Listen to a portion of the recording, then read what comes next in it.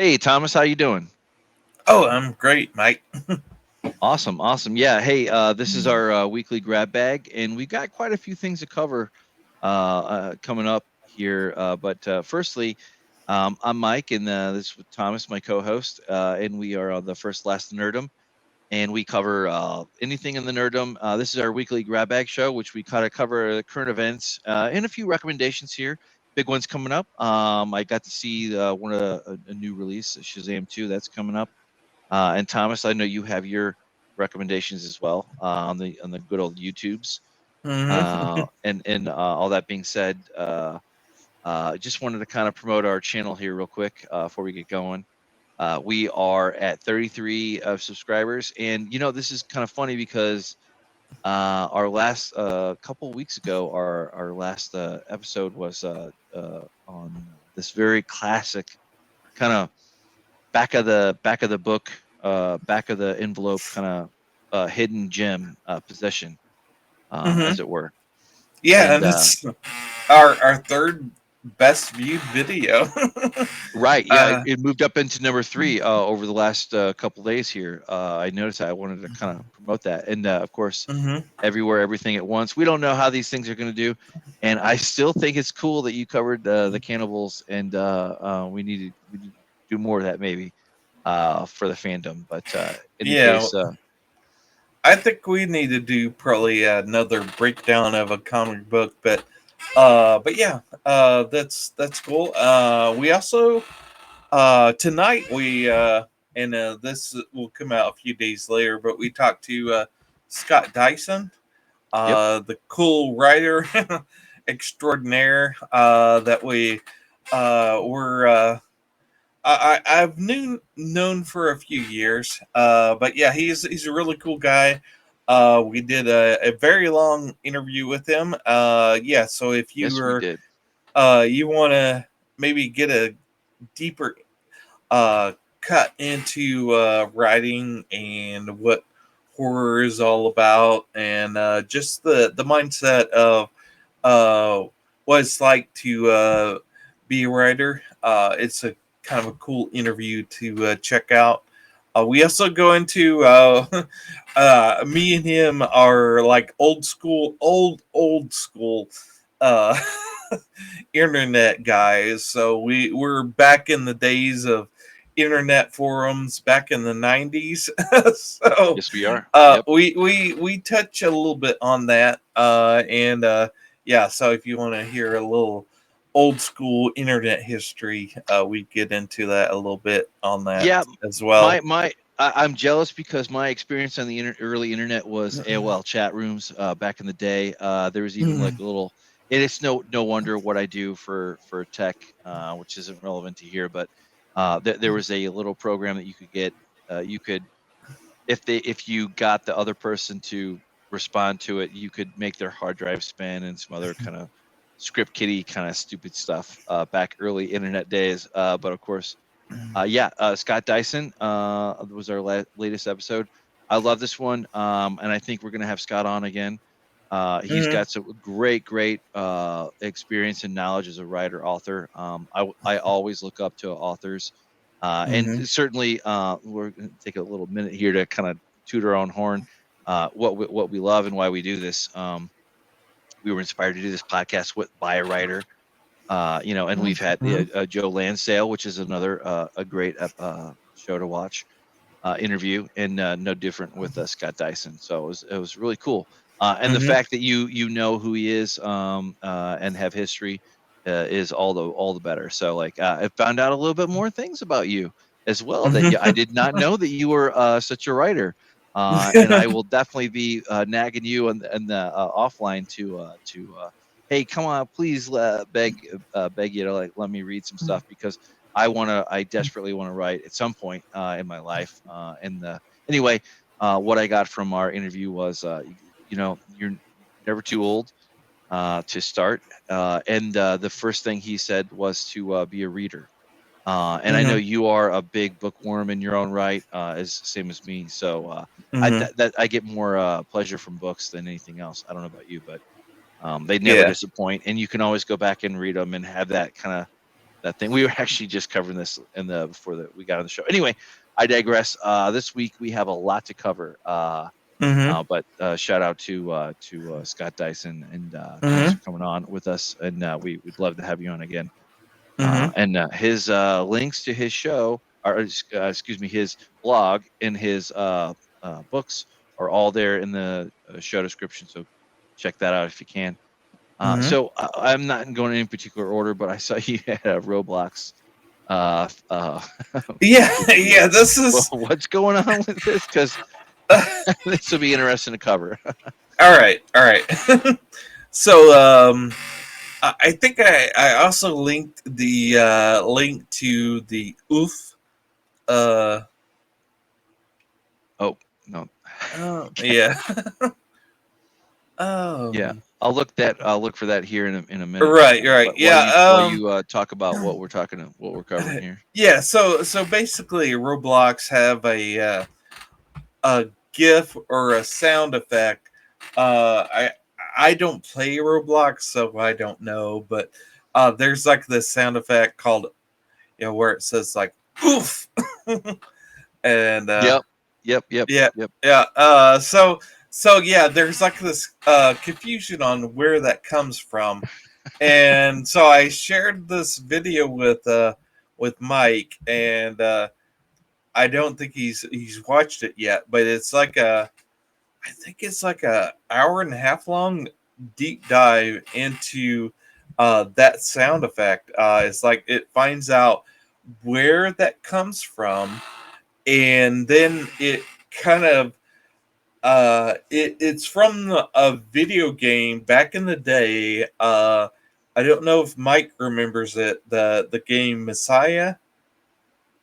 I think It's I've heard. Kind of remember it's hearing about it. Maybe I never played it, but yeah, it's a PC game, and the guys that worked on the sound effects were involved. The guy that owned the company that made the sound effect was Tony Tallarica, and so this video goes into the fact that he discovers that he owns the copyrighted sound, and then the saga of Tony Tallarica and his lies, allegedly, his lies and his him trying to make a profit off of that sound. Okay. And it's another drama. Yeah, it's an internet drama. He's very much a drama queen or king, as you might say. But yeah, it's an amazing video to watch. I would definitely recommend it. Mike's going to put it in probably down in the recommendations down below. But show notes. Yep. It really description. Yep. It really shows. It highlights what you can do as far as documentary type format type videos on YouTube, and how good those can be. So, even if it doesn't sound like something you're really interested in, watch at least the first 5 minutes. And if you're not hooked, okay, stop the video. But I guarantee you, within the first 5 minutes, you're hooked, and you're going to watch the rest of it. I love this thing. He does say, like, even he says, like, he didn't realize that this was going to be the deep dive that it was going to be. And yeah, it's amazing video. Yeah, this is like 4 months old, and it's got quite a lot of views. So it's got millions of views. My contribution to the views is just a pebble in the water, but oh god, yeah, this is only going to get wider and broader as time goes on too. So absolutely, let it be known, the first to last, the Nerdom, wherever we fit on that yeah. internet comment, you get to claim. Yeah. Yeah, cool. We take credit for the backrooms success, and we take claim for the success of this video as well. Yeah, I saw I don't know what that cat vibing. I think that was maybe it played and it. Oh, that's what. Okay, that's what happened. That's where my link went. Okay. Good grief. Good grief. Sorry, you had YouTubers get sued for $1 billion. Yeah. More Yeah. drama. Anyway, for sure. Yeah. Yeah. And also, point of fact, CoffeeZilla recommended by Thomas like several months ago, if not a year ago. I think probably about a year ago. But anyway, yeah, he always has good content. Love his stuff. Yeah. Yeah. And he's basically, I guess the lawsuit is against a lot of YouTubers that promoted the crypto from the guy that yeah, the guy that was that just recently got sued Right. for I forget the name of the crypto. Is it CFT? That's what I'm looking here for. Yeah. Maybe, but yeah, no. It recently like imploded. Yeah, yeah, exactly. So it's basically I don't know if it's like I don't know all the details of it, but the Yeah, thing FTX is, was that yeah, yeah, huge disaster. Yeah. yeah, FTX. But yeah, so yeah, it's basically kind of a lawsuit against the guys Oh, that promoted it. right. Um, Okay. in So yeah. Sam Bankman Friedman or yeah, whatever his name yeah, is, yep. like that. And a curly headed F. I'll spare cussing, but that curly headed F was basically shot himself in the foot because CoffeeZilla busted him with the interview. He slipped in a Twitter uh, Q&A or something, like when he was doing a full court press to like save his butt, and it backfired on him. But these are for the Yeah. influencers that pump this up Hmm. to make it, to give it that hype, that pump and dump BS or whatever that Yeah, people are going for. and for I know we bagged on BitBoy Crypto a little bit a while Yeah, we ago did. because the him suing at Atosi, but Right. actually CoffeeZilla has to prop him up a little bit in this video because he's being sued for this, but he was one of the ones at the very end, right before everything dropped out for FTX. He was out actually bad mouthing them, saying that they were bad characters Mm. in this. So, so yeah, it was kind of interesting that CoffeeZilla was sort of like, I kind of have to prop him up for just a little bit for this. Well, and he's definitely a dirtbag, but I will say this: he is not afraid to get in front of a camera like a Logan Paul type. But I'd say he definitely has a lot more sincerity behind him than like a Logan Paul or something like that, Yeah. which he got in trouble. And CoffeeZilla Hmm. called him out, and he basically had to roll back every bad thing he said about him, Yeah. or his little BS defense of like why I scammed millions of dollars from people, Yeah. and pretended that I was the victim. Yeah, okay, Yeah. buddy. Yeah, whatever. Yeah. Yeah, yeah. Cool. We'll Yeah, and if you're anywhere into the NFT crypto universe, you definitely have to subscribe to CoffeeZilla and Oh yeah. definitely keep up current with what he's talking Well, about yeah. because Well, that's no different than like you put a little money in a few stocks, and all of a sudden you care about it a little bit more to pay attention to it in the hmm news, maybe. Just like baseball or football or whatever. You like fantasy league, and then you're like, oh, I want to, gives you a reason to pay attention.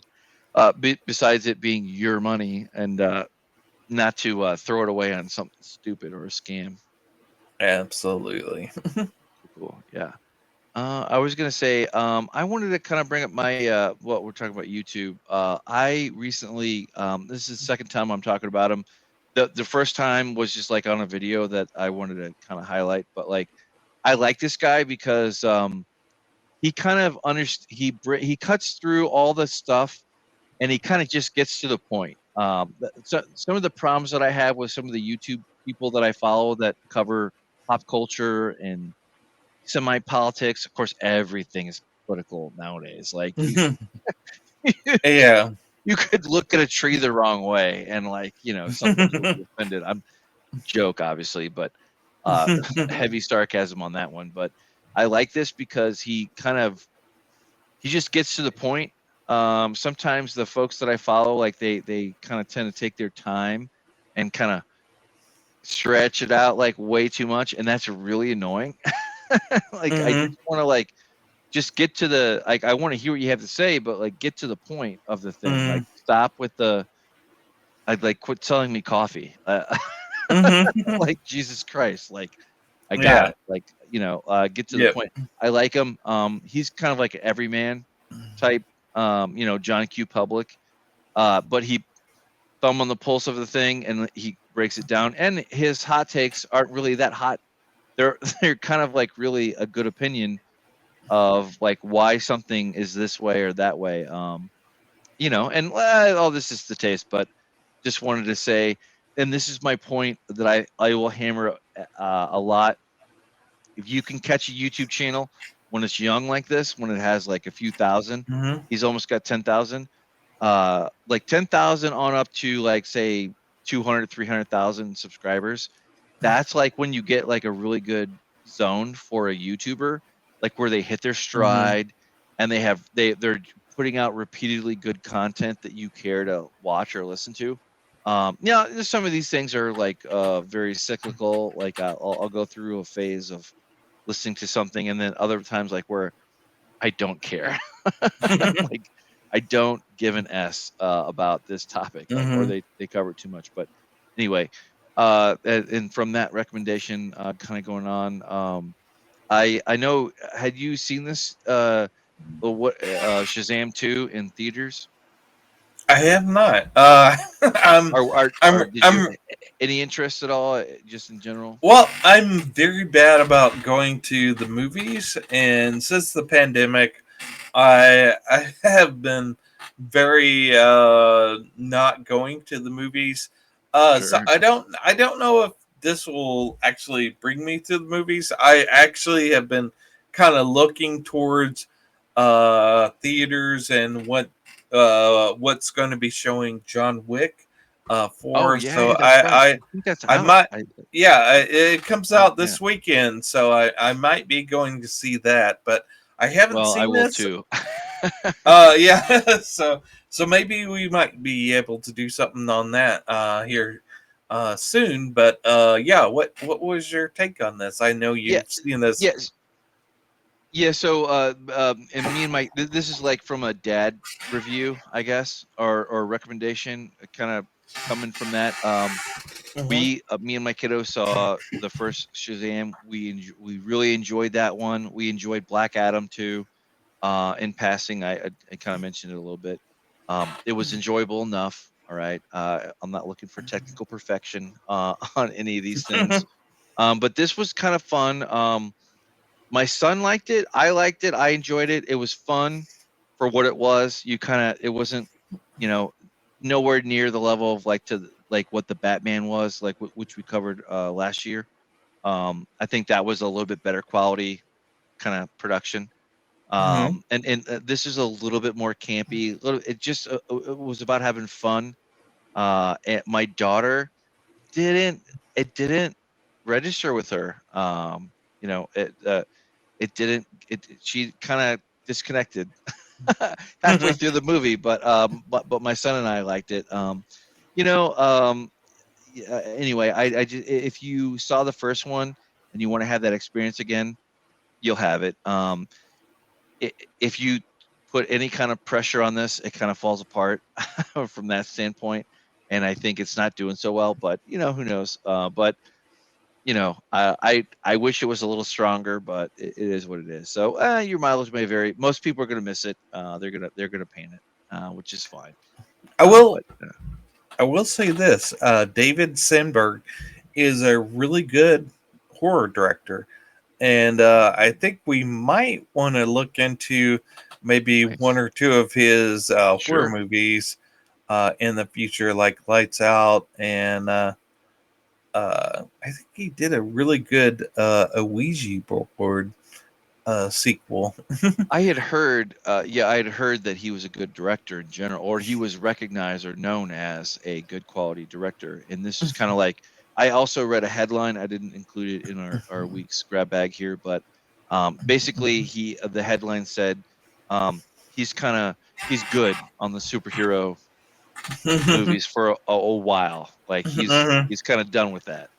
In other Yeah, words, yeah, and I think that that's probably kind of limits him as far as what he can do. But yeah, I think as far as a director, he's probably can kind of stretch his wings a little bit more in horror. absolutely, yeah. And then moving on, we had some very bad news uh, this week. Basically, a very known and John Wick is out probably by the time you're seeing this. Hmm. Lance Reddick, who is a very famous actor, most notably in The Wire and John Wick, most recently, Yeah, passed away. and Died of natural causes. Like this was a shock, surprise to yeah, me. yeah, Sucks. and for me, I don't know if you were like big into Fringe, but that Yep. TV show he was very much involved in, and Yep. yeah, he was a really big uh, influence for me for Fringe, and yeah, Same. he passed away very young, as far as 60 years old. He's very close to my age at this point, so I consider that young, but maybe Oh yeah, others sure. would consider it young. But yeah, it's always kind of sad to see someone pass at that age. Yeah, no, The Fringe is one that I liked. I kind of thought, you know, pedestal sci-fi, like, oh, I don't think so. And then, you start watching, it's like, this is really good. Like, Yeah, it was. It's another one of those series where maybe I watched the first couple of episodes, is like, yeah, that's not right, really me, and right. then I go back to it and I was like, oh my god, I love this thing, Yep. and it's one of my favorite shows of all times, and it's one of those shows that really means a lot to me, and this actor uh, in in tandem with that is like he really means a lot to me, and yeah, he any character he embodies, he does it to perfection. It's Oh like yeah. you couldn't imagine anyone else playing that role, and yeah, it's he's a yeah, he will definitely be missed. Yeah, well, that's just like that. The concept of the Fringe was like a multiverse kind of sort of Hmm. alternative universe kind of sort of thing, Hmm. which is done ad nauseum today, to be frank. Yeah. But when it's done well, and I'm always reminded of this occasionally, the Sliders, probably the first Hmm. two seasons. If you stop there, you're good. Maybe go to season three. Don't go past season three, and you're good, and just cut it off there. Um, but that was very classic, and that did it well. But Fringe had a whole other level how it did it. So Hmm. yeah, it sucks when they go. And on with that, and not somebody who is too far away. I was trying to find the Sam Nielsen. We just covered him in one of the shows. But some Hmm. more bad news. He was revealed that he has blood cancer. Yeah. That's not good at all. No. But we just covered a couple of his films, or we bump into him occasionally through our Yeah, coverage. we spotlighted him in Possession, one of his Right. favorite movies. But yeah, he's amazing in Possession. He's an amazing actor. Yeah, he hasn't had the roles that really spotlighted his acting talent, but he really is a great actor. And the fact that he's now facing blood cancer is really sad, but yeah, he's taking a really great attitude towards it from the Right. article I read. Right. So yeah, more power to him. Definitely put a as much as we can towards much love to his family and friends. But yeah, it's sad, but yeah, he's leaving us with a lot of great roles that he's done. Yeah, I'm definitely going to be picking up his memoir because he's just Hmm. great, Oh especially with yeah, the yeah, he did write. covering He's in the process possession of and writing. just seeing that, seeing his Hmm. talent is something to behold. Absolutely. Absolutely. I was going to say, covered the. Oh yes, another thing I fell into. I actually got this from this article, Polygon. I normally don't follow Polygon per se, but they had a stupid headline thing, and I was like, okay, like I see these all the time, and most of the time they're garbage, or they're just pretty much a print ad for streaming service who paid this company, whatever ad kind of thing. Right. But I went into this. And recently we had covered Vinland Saga, which is another episode Hmm. a few weeks back, 2 weeks back, I think. Hmm. But this actually had some good ones. I had not been aware of this gamer.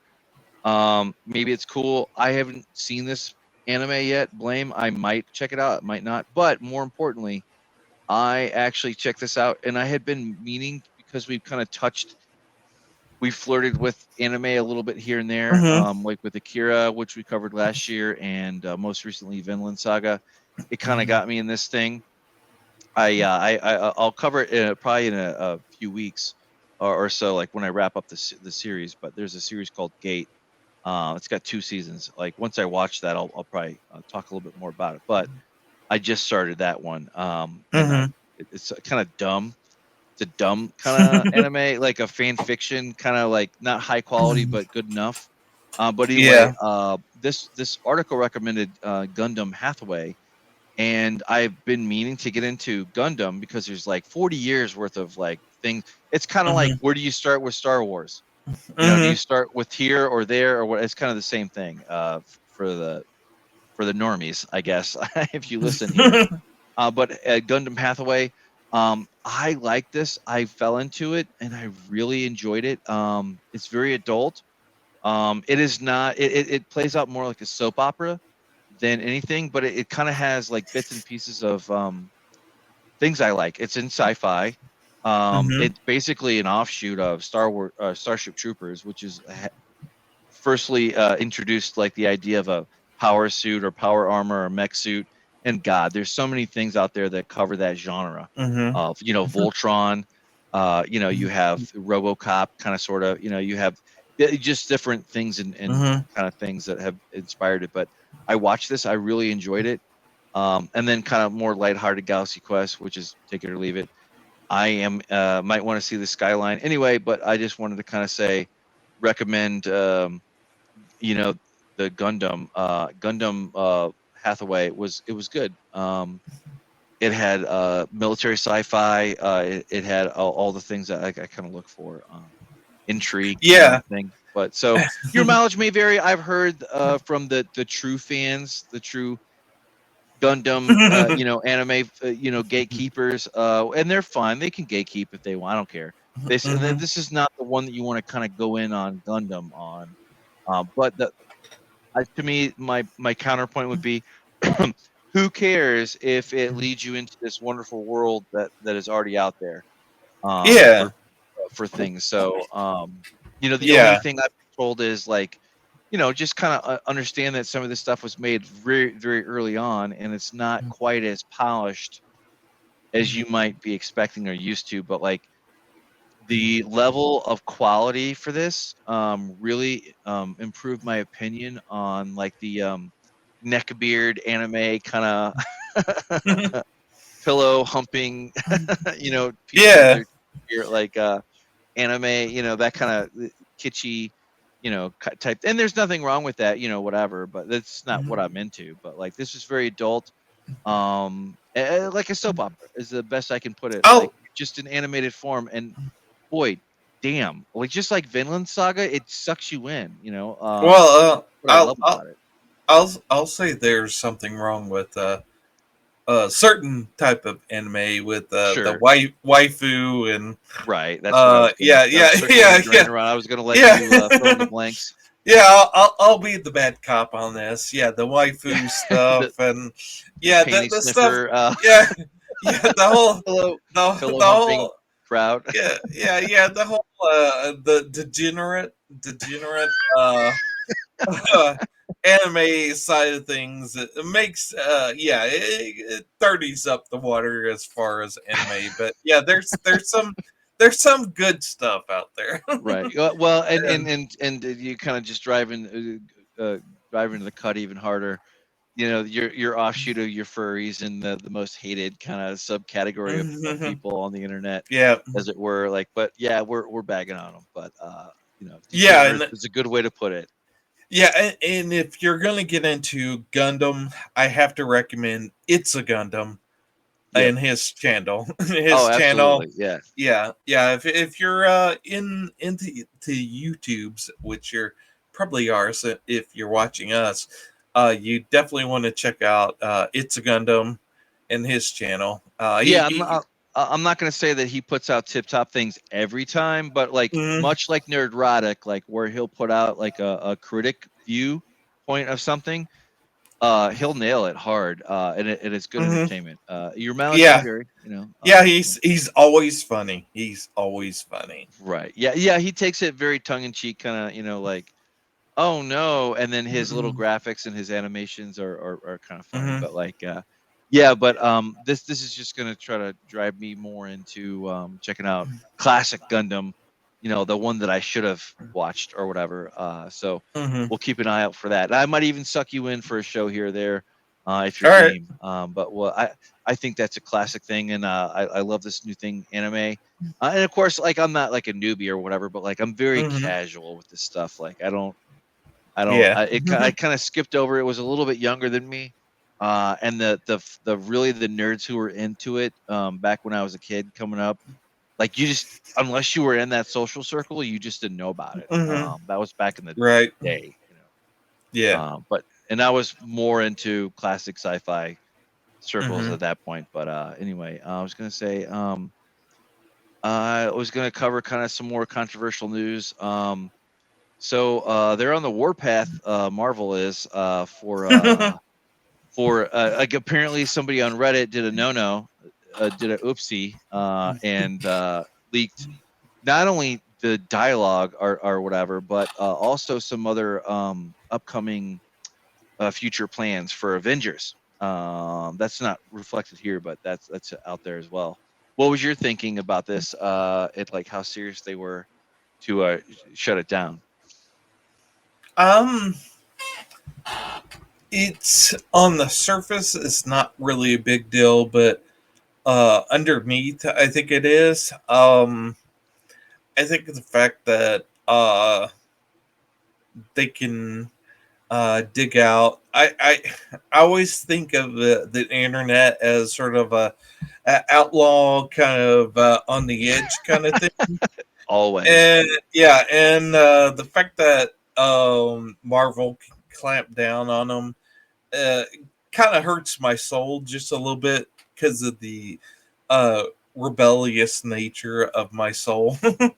but uh, but yeah, it is what it is, and you know the fact that Marvel can roll over this part of the internet and slap down Reddit is just the fact of what it is Right. as far as the internet of this day.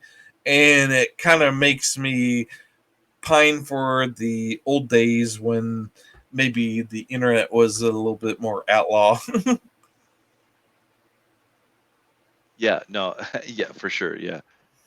I just thought it was interesting. Kind of like it's on the bubble. If you follow the general trends, Disney, Marvel, and Star Wars are kind of down and out more than Mm-hmm. in. And there's several reasons for that. None of which is attributed to their massive success in the last decade, or that carried them through the first decade of ownership, Mm-hmm. which was amazing. And I know you enjoyed some of it. I did too. Mm-hmm. But nowadays it's kind of wearing thin a little bit across the board. So I'm not surprised they would do that. Yeah. Yeah. Kind of going on to another controversial thing. I saw this. And I kind of this is just a little story because I wanted to talk about The Last of Us. To be honest, I saw this. I thought it was very interesting. I did follow and watch The Last of Us, the show. I know you panned it, which is cool. And I can kind of see why you did. Because to be honest with you, I was not sufficiently engaged to watch to even bother with the final episode. To be honest with you, and that was just because like I know what's coming ahead because Mm-hmm. I have details of I know how the game ends, or whatever. And I'm not spoiling Mm-hmm. anything. I know how they're going to set that up, and they've been pretty good. I will give them credit. They've been very faithful, I guess, to the video game. Um, they definitely have their own style and take about it. Some of this stuff I could do without, and I fast forwarded through because I'm just not interested. There Mm-hmm. was actually a couple episodes like that were totally filler, and that happens. Like where I just didn't care about the Mm-hmm. thing. Like I found let's put it this way. When I remember going back and watching The Walking Dead, I never had a fall off like that until like way until it was like season 6 and 7, and like way on like where I'm just like not into it anymore and I go away. I don't return. But like I found that I dropped from those heights pretty quick with this show. Anyway, I don't know. Like I thought it was interesting. Mm-hmm. Like there's a little bit of controversy here, but I just thought it was interesting. And I probably should go back and watch the last episode, but like I just Yeah. couldn't be bothered. Yeah. Two things. Yeah, I didn't watch the show because I loved the game, the Right. first game. I did not play the second game. I heard so much about it. I watched some playthroughs for that game, Same. and I hated what they did with the characters. I did too. And I heard that the second game is going to be the second and third season of the show, which I didn't care for those. So why should I invest into the first season of a show that I'm going to nope out on the second season? So yeah. Yeah, I think at this point, for me personally, and you know what, if you got maximum pleasure from the show, great, awesome. Hmm. Like this was actually the first show. My kiddos are older now, and this is one that we kind of they bounced back from my co-parent to my house, and like we watched it together essentially. So I got a Hmm. kick out of it. I got more enjoyment from the standpoint of like enjoy. And there's the kitty cat. Like, oh, yep, she figured out how to get on the mantle. A matter of time, but and then Nice. you'll hear something crash. Anyway, it so really the enjoyment for the show for me came from not necessarily the content, but more that shared experience with my kiddos, Yeah, I which understand I that. Yeah. value beyond anything. I don't Hmm. care what it is. You know what? I really, I'll get fire for this, and that's fine. Captain Marvel, personally, as a comic book fan, I really didn't enjoy it, but I really enjoyed it from the standpoint of being a dad and watching with my kiddo, and like one of my kiddos got really enjoyed it. So you kind of Hmm. get a second layer of out of it than that. But I probably won't be back season two. I think honestly, the best thing for me would be to go back and play the game. And I bought that PlayStation 3, so I can go back in my leisure and really enjoy the game and play Hmm. through again. I think I played through a good half of it. I didn't finish it, whatever I did the first time Hmm. around, but I do remember it. And I do remember when I was married at the time, my spouse doesn't never played video games, but like actually started watching me play it and was like, Hmm. "What are you?" is this a movie or is this a, you know, that was notable for me. So like, Mm-hmm. and it's no wonder because it was a very good experience. So good, you were smarter, but I got sucked in for the kids. So anyway, I just thought this was interesting. Yeah, yeah. You know, I echo you. Like I know where they're going, and apparently they're going to draw it out for like however many. Good for them. You know, I'm not good. I'm done. Like I'm done. Yeah, yeah. But anyway, kind of rolls us back to your comic book picks of the week. I think Yeah. your first one was Hellcat #1. Yeah, she's was introduced again into the Iron Man run that Christopher Cantwell was doing. Christopher Cantwell is one of our favorite writers, at least mine. Right. He was the writer for *Halt and Catch Fire*, the TV series, but Oh, he's right. recently got into comic writing, and he did a run on Doctor Doom and Iron Man, and he reintroduced Hellcat. The cool thing about Hellcat is that back in the day before Marvel was Marvel, they did some romantic comic books that featured Patsy Walker, and Patsy Walker, they did actually transfer they made her into a superhero called Hellcat. And the way they kind of explained it was her mother wrote comic books about her as Patsy Walker. So this is sort of like a it's it's an interesting comic book. It kind of plays with her head game as far as her being a comic book character, but also as a superhero character. It's a really cool idea. The art style is very indie style. But yeah, if you want like a kind of head trip kind of comic book, this is your this will be your game for here. Very cool. Very cool. Yeah. And then you also had Superman Lost #1. I was Yeah, curious because DC they all do this, but they reboot the character periodically and rerun it. But this one is a #1. What's going on with this yeah, one? yeah. I don't know if this is really in continuity. So this you Could kind have of just take done it. Yeah, one-off series. yeah, it's kind of a one-off series, and kind of take it as it is. But it's Beautiful written colors. by it's written by Christopher Priest, who is amazing. He's one of those writers. He's a black writer. Not that's here or there, but he kind of stepped away from writing comic books because um, comic books has gotten kind of weird because if you're going to have black characters, you want to have black writers.